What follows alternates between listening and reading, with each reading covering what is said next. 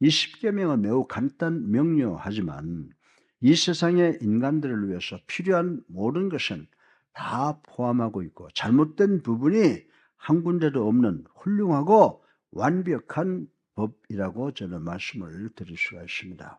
십계명은 우리들이 갖고 있는 하나님에 대한 개념과 하나님의 이름과 하나님에 대한 예배와 또 부부관계, 부모와 자식관계, 그리고 개인에 관한 여러 가지 보호법이 있다고 하는 것을 우리는 잘 알고 있습니다. 그런데 오늘의 내 이웃에 대하여 거짓 증거하지 말라라고 하는 이 9번째 계명은 개인의 명예를 보호하기 위해서 주신 것이므로 잘 지켜야 되는 줄 믿으시기를 주님의 이름으로 축원합니다.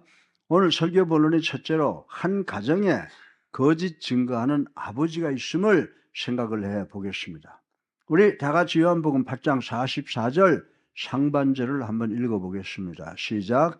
너희는 너희의 아비 마귀에서 났으니 너희 아비의 욕심대로 너희도 행하고자 하느니라. 아멘.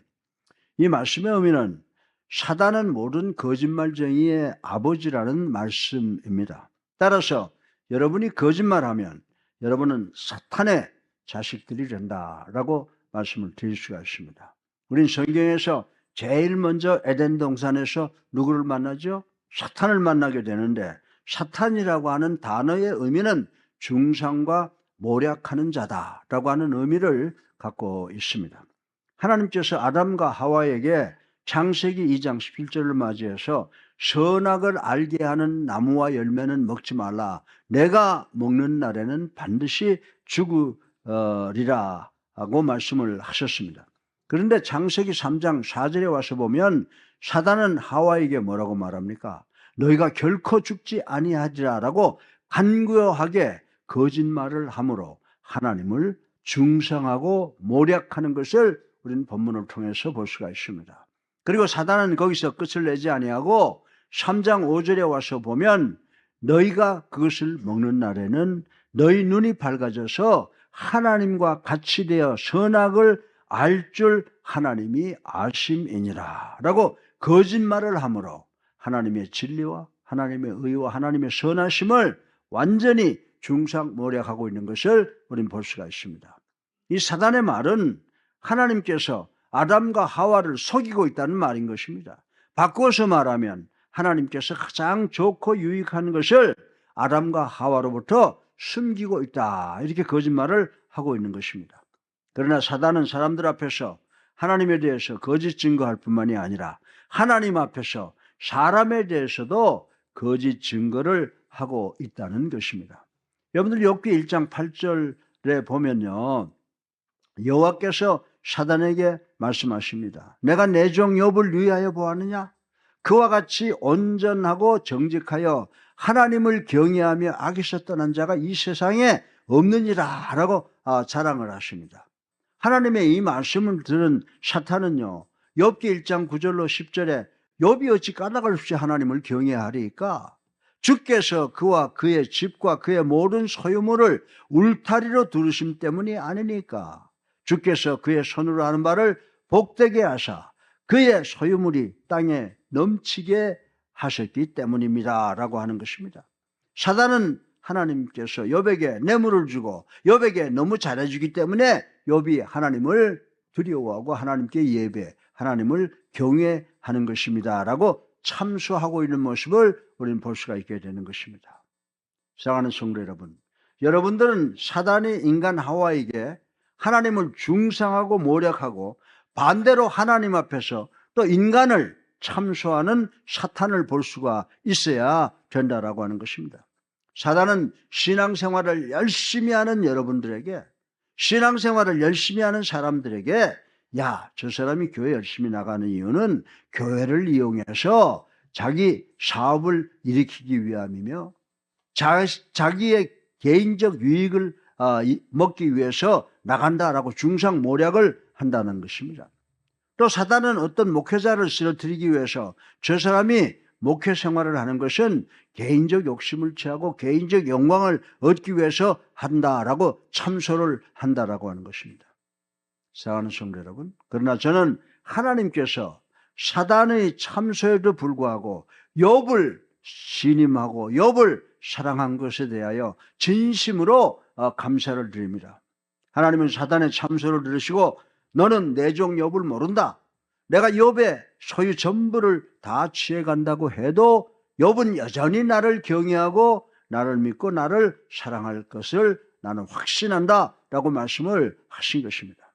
전 여러분 가운데 욥이 당했던 것처럼 사업의 실패로 또 건강의 나쁨으로 사기로 보증을 잘못 썼다가 그리고 법정 소송으로 여러분의 소유를 상실하고 고통의 순간을 지나가신 분이 많이 계실 줄로 저는 압니다.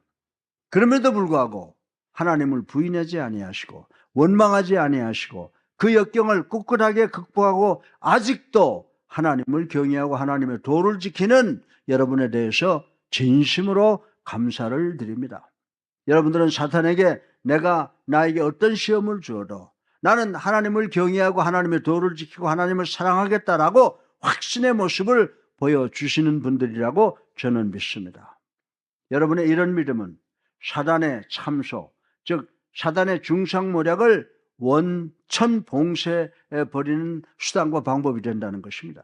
하나님은 당신께서 사랑하시는 사람을 선택하셔서 이런 시험과 역경을 당하게 하시고 그들로 하여금 그 시험과 그 역경을 극복하는 것을 통해서 이 세상에 당신의 백성들이 있다고 하는 것을 입증하시기를 원하신다는 것을 우리는 깨달아야 된다라고 하는 것입니다. 그리고 이 사탄은 선한 사람을, 좋은 사람을, 의로운 사람들을 중상모략할 뿐 아니라 이 중상모략으로 예수 그리스도를 십자가에 못 박았다고 하는 사실을 우리는 깨달아야 된다라고 하는 것입니다. 마태복음 26장 59절에 보면 대제사장들과 온 공회가 예수를 죽이려고 그를 칠 거짓 증거를 찾으매라고 하는 말씀이 기록되어 있습니다.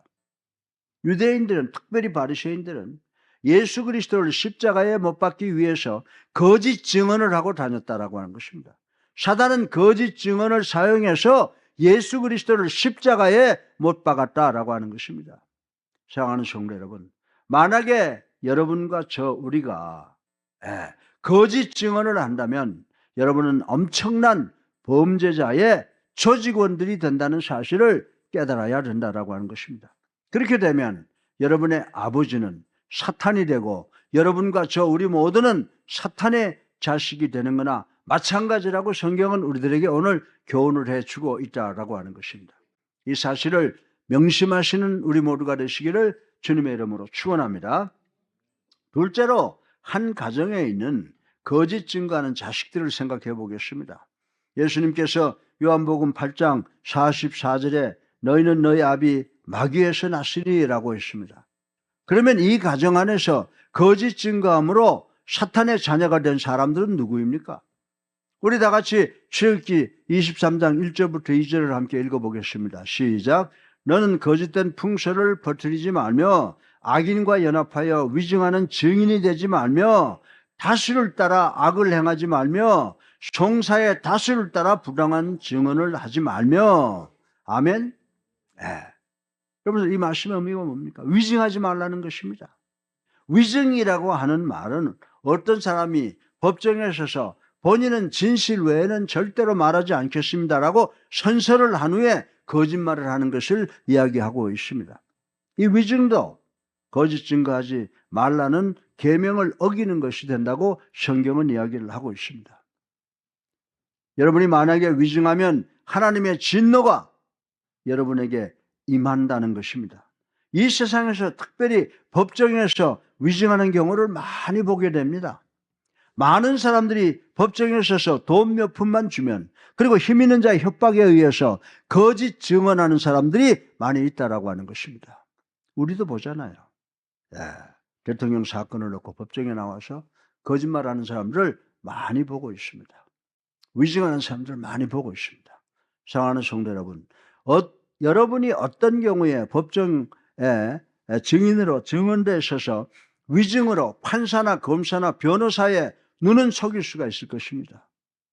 판사나 검사나 변호사의 눈은 속일 수가 있으나 전지전능하신 여러분과 나의 아버지 하나님의 눈은 속일래야 속일 수가 없다는 사실을 우리는 분명히 깨달아야 된다라고 하는 것입니다. 더욱이 여러분이 법정에서 거짓 증거를 했다면 그 결과로 하나님의 심판대 위에서 심판을 받게 된다는 사실을 우리는 깨달아야 된다라고 하는 것입니다.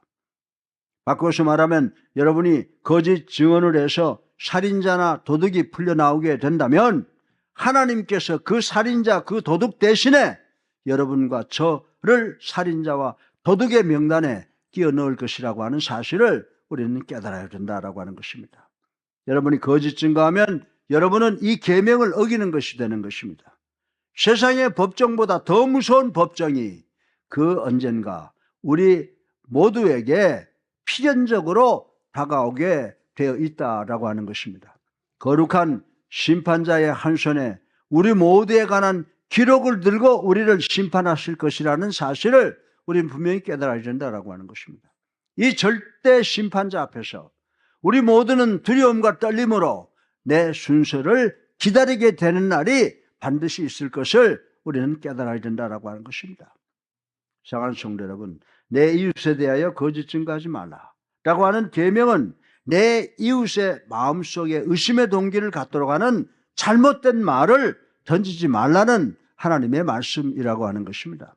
여러분들은 눈으로 목소리를 위장해서 그리고 여러분의 말의 조작을 통해서 사람들이 의심의 동기를 갖도록 거짓말할 수가 있다라고 하는 것입니다.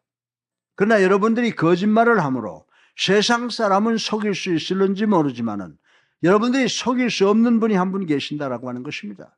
그분은 누구십니까? 그분은 바로 예수 그리스도시다라고 하는 것입니다.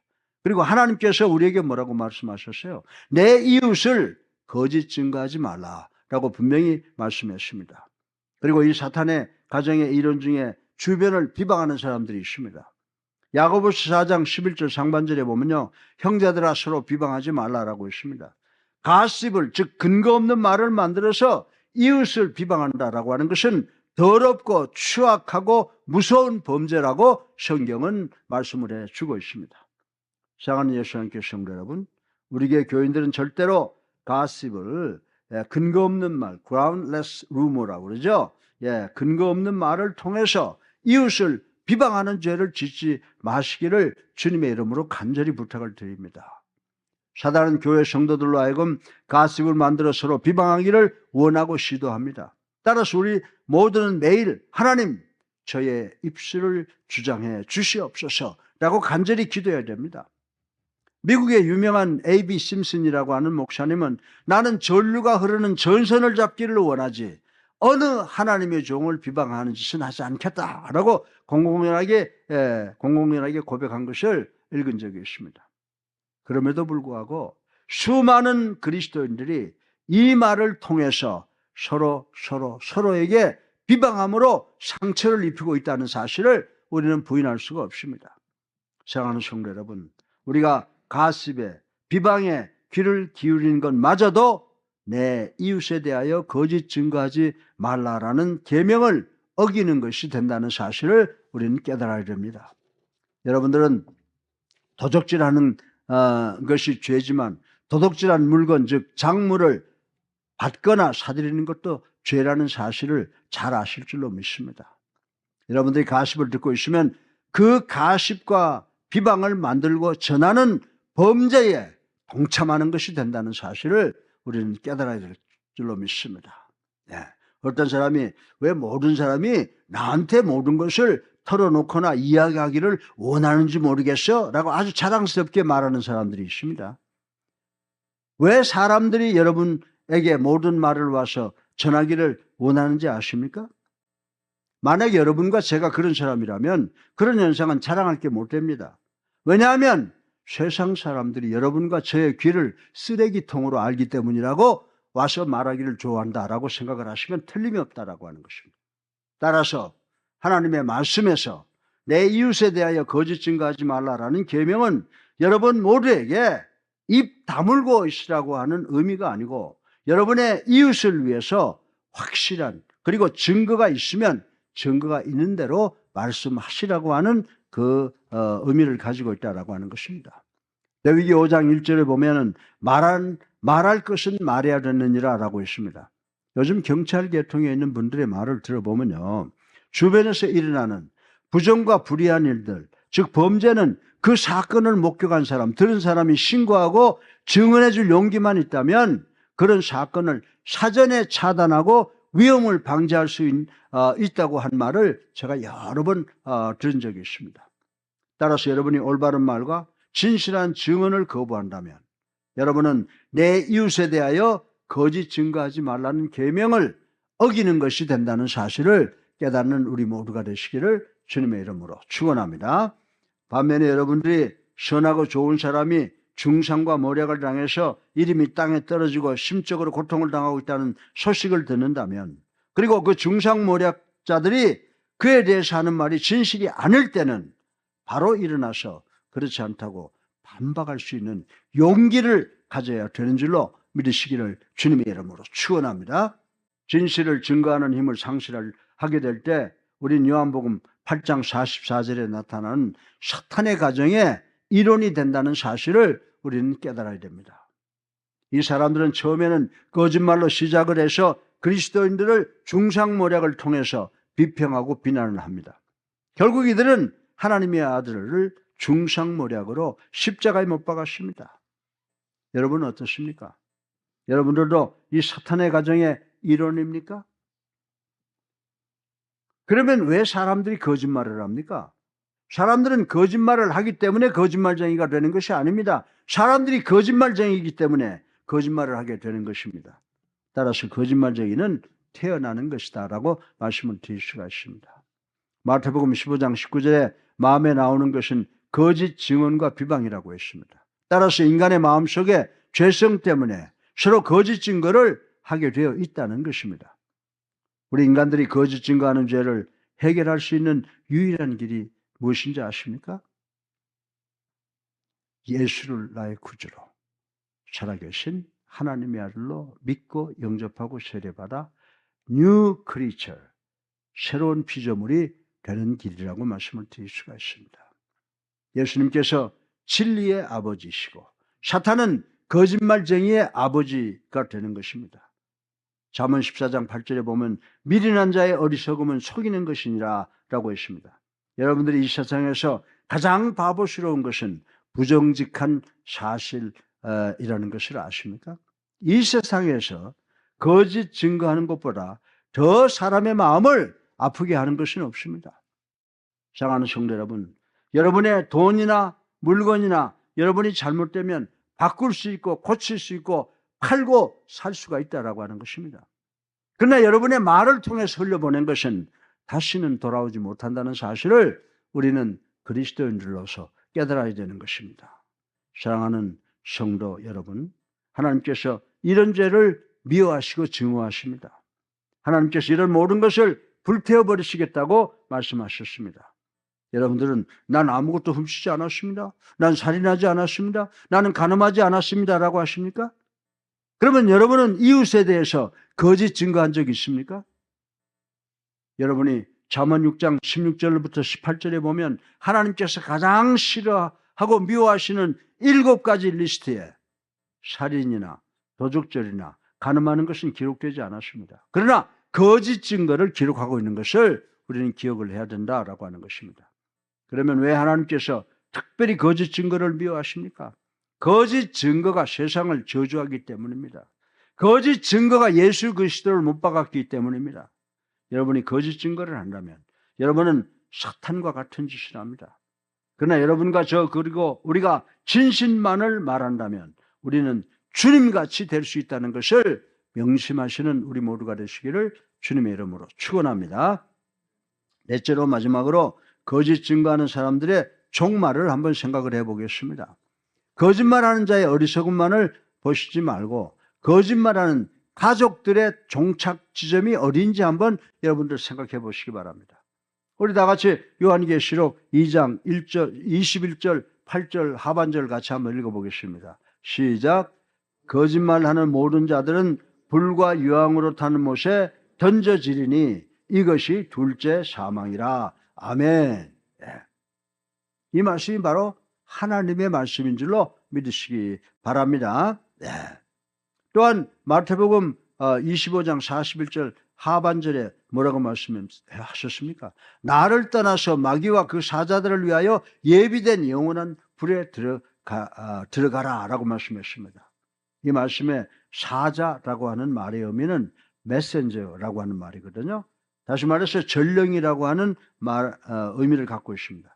여러분이 만약에 진실이 아닌 거짓말을 한다면, 제가 거짓말을 한다면 사탄이 거짓 증거하는 것을 전하는 사자가 된다는 말씀인 것입니다. 지옥은 사탄과 사탄의 사자를 위해서 준비되어 있다고 성경은 말씀을 하고 있습니다. 거짓말하는 모든 사람은 불과 유황으로 탄 못에 빠진다고 성경은 지적을 하고 있습니다. 세상 사람들이 어떤 목사님 보고 저 목사는 말이야, 저 이강평 목사는 말이야, 맨날 성경 말씀 전한다고 그러면서 지옥만 전하는 목사야 라고 비난한다면 저는 그것은 비난이 아니라 칭찬이라고 생각합니다. 예수님께서도 마태복음 25장 41절에 지옥을 설교하셨습니다. 예수님께서 하신 말씀입니다. 나를 떠나 마귀와 그 사자들을 위하여 예비된 영원한 불에 들어가라. 전 여러분에게 이 말씀을 꼭 전하고 싶습니다. 이 바보스러운 사탄의 가족들은 지옥에서 모두가 제외하게 될 것이라고 성경은 이야기를 하고 있습니다. 다시 말해서 그 언젠가 이 세상의 모든 거짓말쟁이들은 지옥에서 만나게 될 것이라는 것입니다. 하나님께서 거짓말쟁이들은 절대로 하늘나라 천국에 들어가는 것을 허락하지 않는다고 말씀했습니다. 요한계시록 21장 27절에 무엇이든지 속된 것이나 가증한 일, 또 거짓말하는 자는 결코 그리로 들어가지 못하되 오직 어린 양의 생명책에 기록된 자들만이 들어가리라. 아멘. 여러분의 이름 어디에 기록되어 있습니까? 여러분의 이름 어린 양의 생명책에 기록되어 있는 줄로 믿으시기 바랍니다. 저는 여러분 모두 우리가 거짓말쟁이라는 것을 한번 생각해 보시기 바랍니다. 이 세상의 내유에 대하여 거짓 증거하지 말라라는 계명을 어기는 사람은 아무도 없습니다. 우리들은 이 세상에 태어나자마자 거짓말을 한다고 성경은 말하고 있습니다. 그런데 하나님께서 거짓말하는 사람은 아무도 천국에 가지 못한다라고 말씀을 하셨습니다. 이 말씀은 우리에게 절망적인 말씀입니다. 그러나 저는 우리들의 전과 기록이 말끔히 말소되는 유일한 방법을 알고 있다는 겁니다. 우리의 전과 기록이 완전히 말소될 수 있는 유일한 방법 말씀드리겠습니다. 거짓말의 기록이 하나님의 생명의 책에서 지워지는 방법이 있다라고 하는 것입니다. 그 유일한 방법은 예수 그리스도의 보혈로 씻는 것인 줄로 믿으시기 바랍니다. 믿으시기 바랍니다. 우리가 예수님을 나의 구세주로 살아계신 하나님의 아들로 믿고 영접하고 세례받을 때 우리들의 진홍같이 붉은 죄라도 흰눈같이 희어지게 된다고 말씀했습니다. 그리고 죄 한 점 없는 새로운 피조물이 될 것입니다. 모든 죄를 말끔히 해소함으로 새로운 피조물이 되어 우리 모두 천국에 입성하게 될 줄로 믿으시기를 주님의 이름으로 축원합니다. 결론입니다. 저는 제가 거짓말쟁이였고 위증의 개수였음을 압니다. 그러나 지금 나는 거짓말하는 사람이 아니고 계명을 어긴 사람도 아닙니다. 저는 제 모든 죄가 예수 그리스도의 보혈로 깨끗하게 씻어져서 새로운 피조물이 되었다는 사실을 믿고 하나님께 감사와 찬송과 영광을 돌립니다. 오늘 이 자리에 나와 계시는 여러분 모두도 예수님을 여러분의 구세주로 살아계신 하나님의 아들로 믿고 영접하고 세례받아서 새로운 피조물 되시기를 주님의 이름으로 축원합니다. 여러분이 새로운 피조물이 되시면 여러분은 천국 소망을 갖고 우리 창조주 하나님께 감사와 찬송과 영광을 돌리시는 삶을 살 수 있게 되는 줄로 믿으시기를 주님의 이름으로 축원합니다.